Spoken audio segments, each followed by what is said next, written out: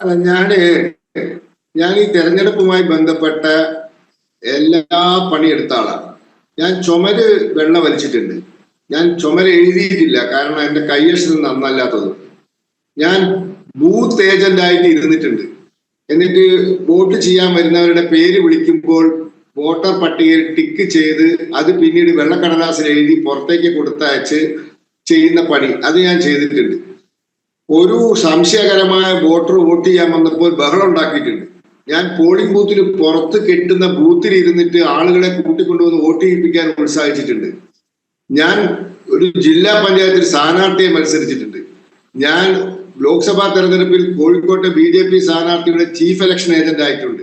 ഞാൻ കൗണ്ടിങ്ങിന് പോയിട്ടുണ്ട്. ഞാൻ ബാലറ്റ് പെട്ടി സീൽ ചെയ്യാൻ പോയിട്ടുണ്ട്. ഞാൻ ഏതാണ്ട് എല്ലാ പണിയെടുത്തിട്ടുണ്ട്. ഞാൻ ചോദിക്കട്ടെ, ഒരു തെരഞ്ഞെടുപ്പ് പ്രഖ്യാപിക്കുന്നതിന്റെ മാസങ്ങൾക്ക് മുമ്പ് കരട് വോട്ടർ പട്ടിക പ്രസിദ്ധീകരിക്കില്ലേ? ആ കരട് വോട്ടർ പട്ടികയുടെ കോപ്പി രാജ്യത്തെ അംഗീകാരമുള്ള എല്ലാ രാഷ്ട്രീയ പാർട്ടിക്കും കിട്ടൂലേ? അപ്പോൾ അത് കിട്ടിക്കഴിഞ്ഞാൽ എന്താ ചെയ്യുക? ഞങ്ങളുടെ നാട്ടിലൊക്കെ ചെയ്യുക, ഞങ്ങളുടെ നാട്ടിലെ BJPക്കാരും ഞങ്ങളുടെ നാട്ടിലെ കമ്മ്യൂണിസ്റ്റുകാരും ഞങ്ങളുടെ നാട്ടിലെ കോൺഗ്രസ്സുകാരും 3-4 ആളുകൾ വട്ടമിരുന്ന് ആ വോട്ടർ പട്ടിക പഠിച്ച് അതിൽ ആ ബൂത്തിൽ വരാൻ പാടില്ലാത്ത വല്ല വോട്ടറും കയറി വന്നിട്ടുണ്ടോ എന്ന് നോക്കും. അതോടൊപ്പം ആ ബൂത്തിൽ വരേണ്ടതായ ആളുകൾ ആരെങ്കിലും വിട്ടുപോയിട്ടുണ്ടോ എന്ന് നോക്കും. നിശ്ചിത സമയത്തിനുള്ളിൽ പേര് ചേർക്കാനും പേര് വെട്ടിമാറ്റാനുമുള്ള ഫോം ഫില്ലപ്പ് ചെയ്ത് കൊടുക്കും. ഹിയറിങ്ങിന് ആളുകളെ എത്തിച്ചു കൊടുക്കും. ഈ പരിപാടിയൊക്കെ കഴിഞ്ഞ് ഒരു അസൽ വോട്ടർ പട്ടിക പ്രസിദ്ധീകരിക്കും. അത് സ്ഥാനാർത്ഥികൾക്ക് കിട്ടും. അപ്പോഴും അതിൽ പോരായ്മകൾ ഉണ്ടെങ്കിൽ പരാതി കൊടുക്കാം. തെരഞ്ഞെടുപ്പിന്റെ ഏതാനും ദിവസങ്ങൾക്കുള്ളിൽ അഡീഷണൽ ലിസ്റ്റ് സഹിതം ഒരു വോട്ടർ പട്ടിക വരും. ആ സമയത്ത് പരാതി കൊടുക്കാം. പക്ഷെ പരിഹാരം ഉണ്ടാവില്ല, കാരണം പരിഹരിക്കാൻ സമയമില്ല. ഇനി പോളിംഗ് ദിവസം പോളിംഗ് ബൂത്തിനകത്ത് ആ ബൂത്തിന്റെ അല്ലാത്ത ഒരു വോട്ടർ അല്ലെങ്കിൽ ഒരാൾക്ക് പകരം വേറൊരാൾ വോട്ട് ചെയ്യാൻ വന്നാൽ അത് ബഹളമാക്കാം, അത് ചാലഞ്ച് ചെയ്യാം. 5 രൂപ കെട്ടിവെച്ച് ചാലഞ്ച് ചെയ്യാം. അതിന് ഈ പൈസ ഇങ്ങനെ കോയിനാക്കി കയ്യിൽ വെക്കും, ഫോമും കയ്യിൽ വെക്കും. ഇത് കഴിഞ്ഞ് തെരഞ്ഞെടുപ്പ് കഴിഞ്ഞാൽ, ഞാൻ കഴിഞ്ഞ നിയമസഭാ തെരഞ്ഞെടുപ്പിൽ മഞ്ചേശ്വരത്ത് K. സുരേന്ദ്രന്റെ ഏജന്റ് ആയിരുന്നു. ആ ഏജന്റ് ആയിരിക്കെ അവിടെ പൈവളിക്ക് ഒരു ബൂത്തിൽ ബ്ലാക്ക് സ്ലിപ്പ് കൊടുത്തതിൽ തകരാറുണ്ട് എന്ന് പറഞ്ഞ് UDFന്റെ ഏജന്റുമാർ പരാതി കൊടുത്തതിന്റെ അടിസ്ഥാനത്തിൽ പിറ്റേ ദിവസം റിട്ടേണിംഗ് ഓഫീസറും ഒബ്സർവറും ചേർന്ന് ഹിയറിംഗിന് വിളിച്ചിട്ട് ഞാൻ ഹിയറിംഗിന് വക്കീലായിട്ട് പോയി. അതിനു മുമ്പ് ഞാൻ കോഴിക്കോട് ബേപ്പൂർ മണ്ഡലത്തിൽ ഹിയറിംഗിന് വക്കീലായിട്ട് പോയിട്ടുണ്ട്, റിട്ടേണിംഗ് ഓഫീസർ എടുത്ത്. ഇതും കഴിഞ്ഞാൽ തെരഞ്ഞെടുപ്പ് ഹർജി ഫയൽ ചെയ്യാം.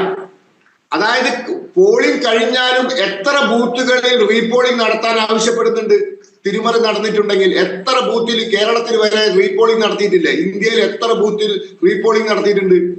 അപ്പൊ ഓരോ ഘട്ടത്തിലും പരാതി കൊടുക്കുകയും അത് തെരഞ്ഞെടുപ്പ് കമ്മീഷന്റെ ശ്രദ്ധയിൽ കൊണ്ടുവരികയും ചെയ്യണ്ടേ? ഈ മഹാരാഷ്ട്രയിൽ ഒരു സിംഗിൾ പരാതിയില്ല. ഇലക്ഷൻ കമ്മീഷൻ പറഞ്ഞതാ, ഒരു സിംഗിൾ 28,420 BLAമാർ കോൺഗ്രസിനുണ്ട്. ഈ കോൺഗ്രസിന്റെ മാത്രം കാര്യമല്ല, ശരത് പവാറിന്റെ NCP ഏതാണ്ട് ഒരു കേഡർ സ്വഭാവമുള്ള പാർട്ടിയാണ്. ഉദ്ധവ് ഠാക്കറെ ശിവസേന നല്ല കേഡർ സ്വഭാവമുള്ള പാർട്ടിയാണ്. ഒരു പരാതിയില്ല. ഇത് തെരഞ്ഞെടുപ്പ് കഴിഞ്ഞിട്ട് ഇത്ര 40 ദിവസം പോട്ടെ, ഇത്ര ദിവസമായിട്ടും തോറ്റ ഏതെങ്കിലും ഒരു സ്ഥാനാർത്ഥി ഇലക്ഷൻ പെറ്റീഷൻ ഫയൽ ചെയ്തോ? എന്നാൽ തോറ്റ 2 NDA candidates election petition file ചെയ്തിട്ടുണ്ട്. ബാംഗ്ലൂർ സെൻട്രലിൽ തോറ്റ കോൺഗ്രസിന്റെ സ്ഥാനാർത്ഥി ഇലക്ഷൻ പെറ്റീഷൻ ഫയൽ ചെയ്തിട്ടുണ്ടോ? ഇവിടെ മൂവാറ്റുപുഴയിലെ തെരഞ്ഞെടുപ്പ് റദ്ദാക്കി. അപ്പോഴേക്കും അടുത്ത ലോക്സഭ വന്നു കേട്ടോ, അത് വേറെ വിഷയം. എന്നാലും റദ്ദാക്കി. പണ്ട് പറവൂരിൽ റദ്ദാക്കി. ഞാൻ എടക്കാട് വിട്ടുപോയിട്ടില്ല, എന്നോട് തെറ്റി പറഞ്ഞു പോയതാണ്. ഞാൻ അഴീക്കോട് നിന്ന് അറിയാണ്ട് പറഞ്ഞു പോയതാ. എനിക്ക് നല്ല ഓർമ്മയുണ്ട് കണ്ണൂരിൽ റദ്ദാക്കിയത്.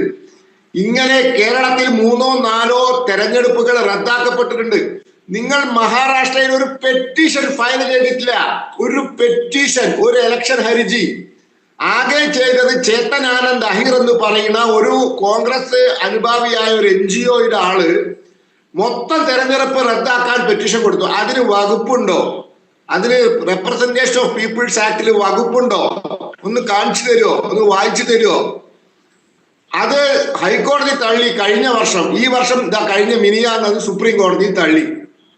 നിങ്ങൾ നിയമത്തിൽ പറയാത്ത കാര്യങ്ങൾ ചെയ്യുകയും നിയമം പറയുന്ന കാര്യങ്ങൾ ചെയ്യാതിരിക്കുകയും ചെയ്യുന്നു. അവിടെയാണ് കുഴപ്പം. അവിടെയാണ് നിങ്ങളുടെ ബോണോഫൈഡ്സ്, നിങ്ങളുടെ ഉദ്ദേശശുദ്ധി ചോദ്യം ചെയ്യപ്പെടുന്നത്. മഞ്ചേശ്വരത്ത് ഞങ്ങൾക്ക് അറിയാമായിരുന്നു ഇലക്ഷനിൽ കള്ളവോട്ട് നടക്കുന്നുണ്ട് എന്ന്. അതുകൊണ്ടാണ് തോറ്റപ്പോൾ ഞങ്ങൾ കേസ് കൊടുത്തത്. 80 കള്ളവോട്ട് തെളിയിച്ചു. പക്ഷേ എതിർ സ്ഥാനാർത്ഥി MLA മരിച്ചുപോയി. ഇൻഫ്രക്ചസുമായി കേസ്. നിങ്ങൾ എന്തുകൊണ്ട് മഹാരാഷ്ട്രയിൽ ഒരു ഇലക്ഷൻ പെറ്റീഷൻ ഫയൽ ചെയ്തില്ല? നിങ്ങൾ എന്തുകൊണ്ട് കർണാടക ബാംഗ്ലൂർ സെൻട്രൽ ലോക്സഭാ സീറ്റിൽ ഒരു ഇലക്ഷൻ പെറ്റീഷൻ ഫയൽ ചെയ്തില്ല? ഞാൻ ചോദിക്കുന്നത് നിയമപരമായ ചോദ്യമാണ്. പത്രസമ്മേളനം നടത്തി പറയാനുള്ളതല്ല election malpractices. Election malpractices has to be challenged in the concerned High Court by an election petition. അതിനാണ് പോളിംഗ് ഏജന്റുമാർ, അതിനാണ് ബൂത്ത് ഏജന്റുമാർ, അതിനാണ് കൗണ്ടിംഗ് ഏജന്റുമാർ, അതിനാണ് ചീഫ് ഇലക്ഷൻ ഏജന്റ്.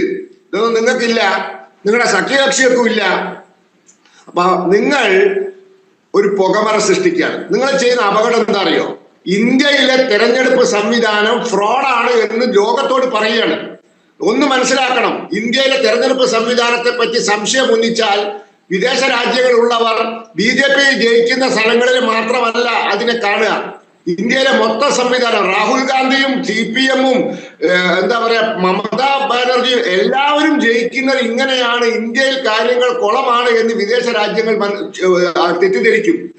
അവിടെയാണ് നിങ്ങളുടെ കുഴപ്പം. നിങ്ങൾക്ക് ഇലക്ഷൻ സംവിധാനത്തെ കുറ്റം പറയാൻ അധികാരമില്ല. സ്പെസിഫിക് കേസ് എടുത്ത് ഫയൽ ചെയ്താൽ ഓക്കെ. നിങ്ങൾ 235 അത് ചെയ്യാത്തിടത്തോളം കാലം അതിന്റെ ഉദ്ദേശശുദ്ധിയെ ഈ രാജ്യത്തുള്ളവർ ചോദ്യം ചെയ്യുക തന്നെ ചെയ്യും.